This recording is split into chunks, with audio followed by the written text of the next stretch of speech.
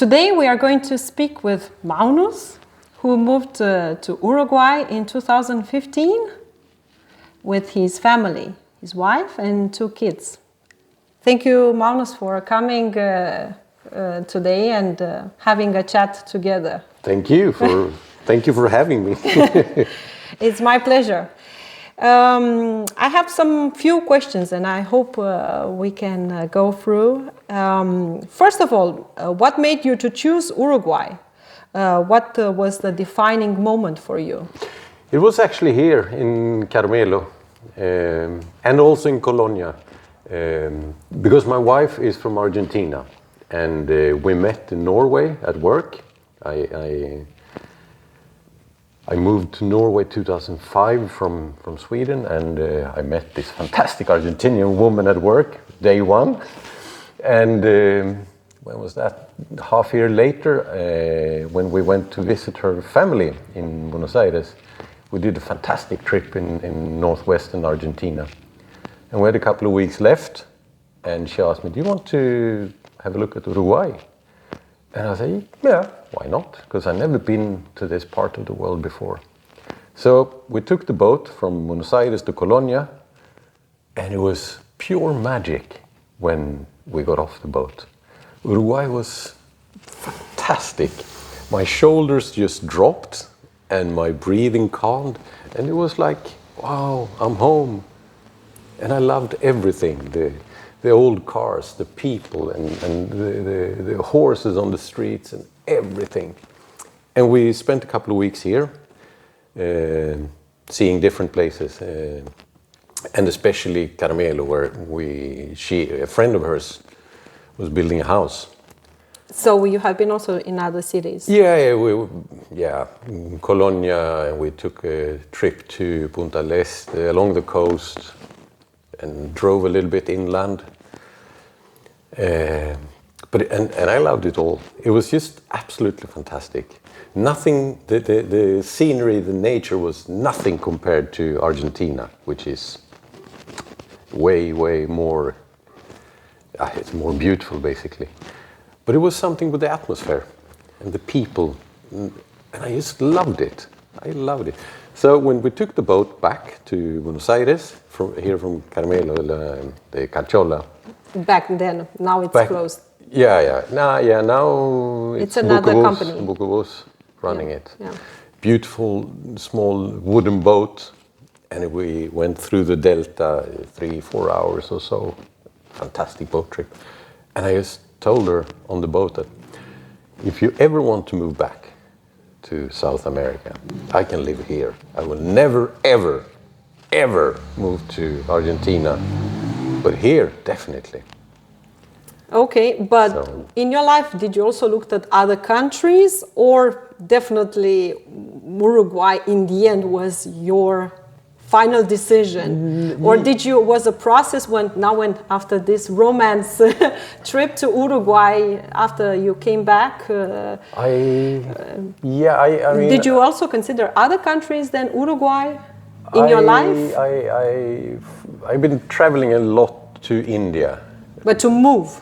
And I considered moving to India, but I didn't want to do that for the same reasons I don't want to live in Argentina. Mm-hmm. Both India and Argentina are way more exciting than Uruguay, which is good for tourists and really bad for living. And both countries are thoroughly corrupt, and I can't stand that. Okay, so after you have been mesmerized by Uruguay, why Carmelo? Why here? Again, because of my wife. Because her parents lived in Buenos Aires. It was good to be close. I mean, there's a boat from here to El Tigre, and there's a boat from Colonia, so it's very close. If it was today and it wasn't about my parents-in-law, I would probably pick something more like Rocha. On the coast? On the coast. Rocha. Near the ocean? Yeah, but not because of the ocean, because of the hilly landscape. Mm-hmm.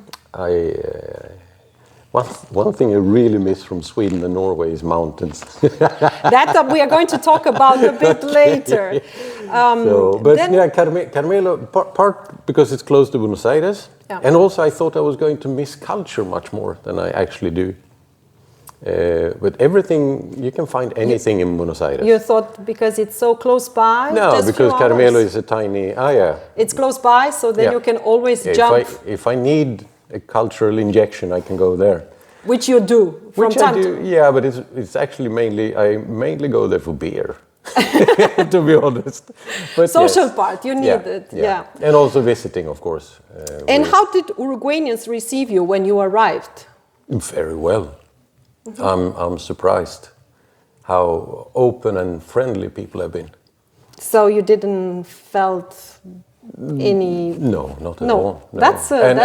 That's interesting because I when I came here I spoke basically no Spanish. You didn't know anything. I did know a little bit because your wife. But I mean people insisted talking to me on the street, in the supermarket, in shops, everywhere. In Spanish? In Spanish. And even though you didn't understand? Yeah, but that didn't bother them. But because they like to speak. Yeah. I mean, if you go to Carmelo or anywhere, you really need more time than you think because everyone wants to talk. All the time. But that's nice. That's super nice. That's probably the difference compared to where you're coming from Sweden or to Norway, I guess. Yeah, Sweden and Norway are fairly similar in that aspect. Yeah. And after almost 11 years, do you feel Swedish, Uruguayan, or somewhere in between? I mean, I'm still Swedish. I am. In your heart or in your... no, I mean... the way you behave? I mean, I know I'm Swedish because that's how I behave to a large extent. But... there's no doubt. Every time I've been to Europe, which hasn't been that many times, but I don't know, 4 or 5 times. Every time I get back, I feel so much at home here in Uruguay. Home is here. Home is here, definitely. Did your purpose in life change after moving, or was always the plan? So. I mean, I'm a biologist, and I worked at the Natural History Museum in Norway when I met my wife. And we became a couple really fast. And one of the things that showed us that this was probably going to work out really well was that we both had the same plan B. I mean, I love biology, I loved being a researcher, and I really, really liked that life. But plan B was always to move somewhere quiet and live a calmer life, grow food, be more self-sufficient, less dependent. My plan was always to do that in southern Sweden, in Skåne. Mm-hmm. But when we started to talk, it turned out she had the same plan, but here in Uruguay. So not in Sweden? No. You mentioned, your wife and your children. How quick actually your children, you feel they got integrated in the Uruguayan culture, in the education when you came? How old were your children? They were four and a half, almost 4.5. So I guess they started kindergarten, right? And how fast was the procedure the moment you came? How you felt? That was fast. We had a babysitter who helped us, a nanny, the first month or 2, while we sorted everything out, and then they started kindergarten. So even though you you had everything in place, all the paperwork was, or you were still collecting the papers? We were doing paper. For them, it was quite fast because they are Argentinian. The kids and my wife are Argentinian. They have Argentinian passports. The kids also have Swedish passports. But because they showed up with the Argentinian documents, it was really fast to get the residency, permanent residency. And at school wasn't a problem to start? Not at all. No, at kindergarten? Not at all. No, that was really easy. And you said about, you mentioned earlier that you and your wife, you liked very much to grow vegetables and stuff. What are the 3 things you love most about living here in Uruguay? Ooh. So I like that it's a very flexible society. So flexible. Flexible in the way that there are rules, there are laws, and people, what is it called, abide by them. They follow laws and rules when it makes sense to a large extent. And if the law doesn't make sense, no one is really worried about breaking it. Logic, or for them how they feel with emotions? No, if it doesn't make sense, don't, then nobody cares. Okay, so and I like that, the flexibility. I mean, if you don't have all the papers you need to do a particular... Like you didn't have with your children, for example. For example. Yes. And if you don't have all the papers, they fix it. They are not robots like they are in Europe in many places. You felt like you will get help from them? Yes. All the time from the... Yeah, I mean... Most of the time. Some of them are absolutely horrible, like everywhere, but the majority is easy to deal with. If you're polite and... Humble. Yeah, and speak a bit Spanish. Yeah. That helps. So flexibility, what is the second one? That it's not a corrupt society. I mean, of course they have corruption. It's everywhere. But I think people are aware of the level of corruption that exists here compared to Sweden and Norway, where they think corruption doesn't exist. That's why also in their evaluations they consider the less corrupted countries in the world. Yes. The people consider that. But it's not true. Sweden and Norway are very corrupt. And Uruguay is corrupt too, but on a probably less corrupt actually. And the third? I like summers. I like the summers, the long hot summers. I really don't like winter as we have now, gray. Long summers, to say that here in Uruguay they can be up to 5-6 months, can be pretty warm. I mean, you have from October. Yes. October until late April, early May, the weather is nice. And then it comes then the cold. Then you have this. Then you have this. Yes. But the good thing with the winter here is you can have nice days. You can have 25, 30 degrees in winter. Most of them aren't like that. I think the average winter temperatures are 10 to 14 degrees in June, July, August. Yeah. So, and how did you handle leaving Sweden first behind with family, friends, the familiar figures? How was it for you to move, of course, first from Sweden to Norway and then from Norway to Uruguay? I guess it was easier also a little before, during Scandinavia, it was easier to visit or to see each other much often. How do you feel now after you moved to Uruguay? Well, quite a few of my friends come and visit. I have a couple of friends who come not every year, but every other year. But do you feel like it changed their relation? They are closer, more? Yeah, it's hard to say. It didn't change much. No. And the family? They've been here too, and we are in contact all the time. I miss them, of course. I mean, miss friends. That's the thing I want to ask you. What do you miss from Scandinavia? 3 things you miss from Scandinavia. Well, you can say both from Sweden and Norway, just to give you a big range. No, but that's easy. So I miss friends and family. I do that. And I miss mountains a lot. We have mountains here. I mean, the Andes. Hills. The Andes are here in Uruguay. We have hills. Yeah, no, we don't. Yeah, but I'm thinking about the Andes, for example, which are quite approachable. But it's not the same as the low, nasty Scandinavian mountains. I really like them. and I miss them. And the third one? The third one is good potato chips. We don't have that here. Well, you have to work not only with the beer, but also maybe with the potato chips. Yeah, I have a fourth one. Okay, please. Licorice. Licorice.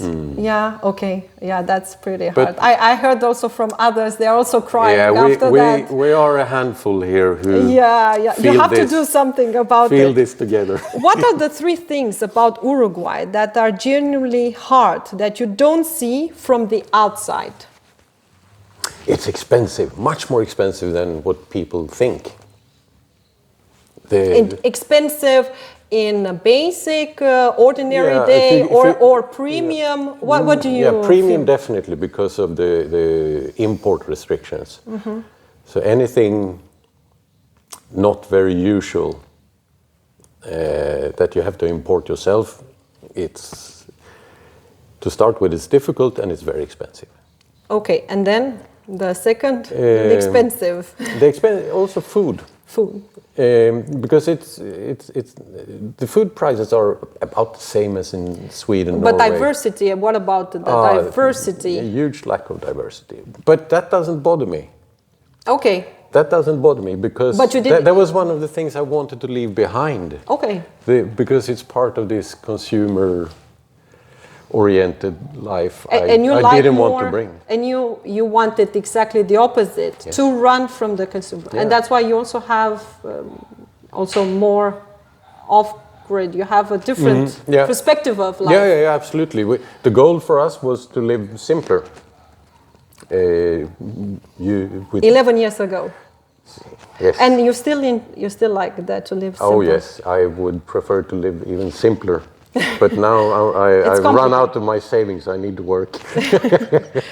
Okay, so expensive and that's actually. Yeah, I mean, and then the third one, which one would you be? That you can't see from outside.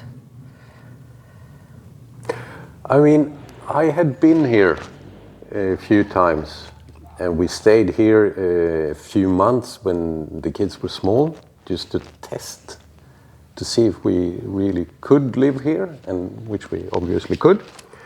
But I think many people are surprised that this isn't a subtropical cheap paradise.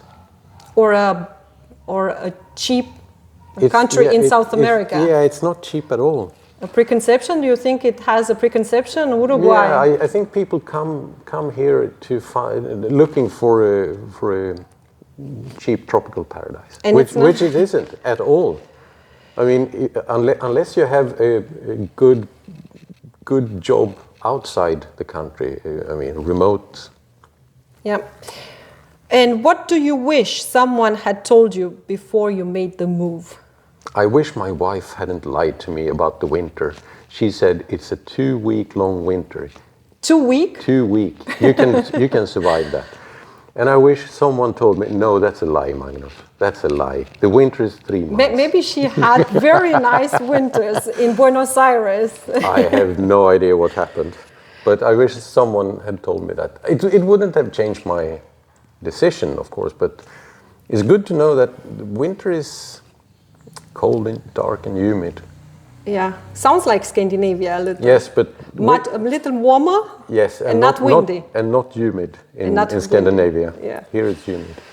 What did you get completely wrong about Uruguay before you arrived? Nothing, I think. No, you didn't have. There were no such surprises. If you could go back in time, what would you change? I would have dismantled my motorcycle into the smallest possible pieces and hid it in the container. You came with a container. You brought your things we shipped a 20-foot container with our belongings. You think you made a good choice or a bad choice? I think we made a good choice. You think it helped, or you would have had also options here in Uruguay to buy stuff, or do you feel no, especially like we talked, your family with kids, you have some belongings, some life? I would no. I mean, if you have things you like, bring them, because you won't find the same things here.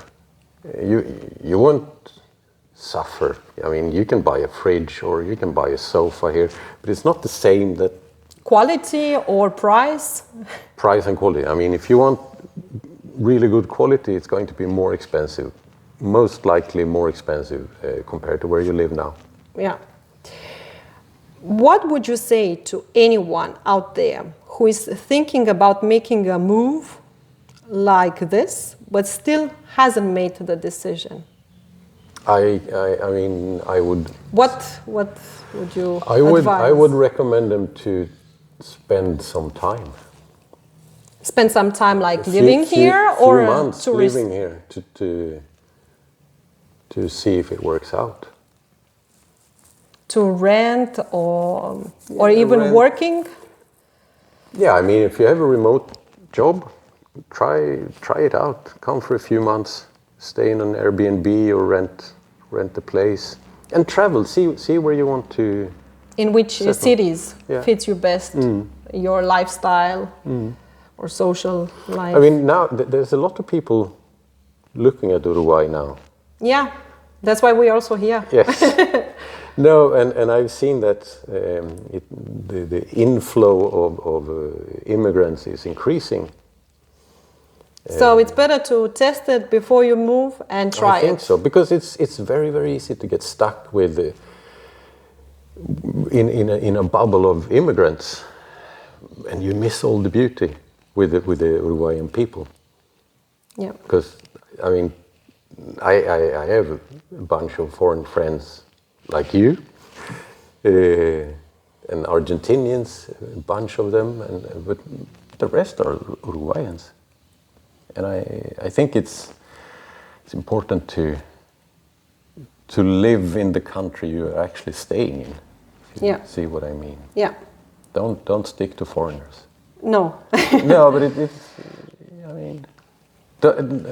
Yeah. Mix and try exactly as you live here. This is your home. Yeah. So try to make it as nice as possible, right?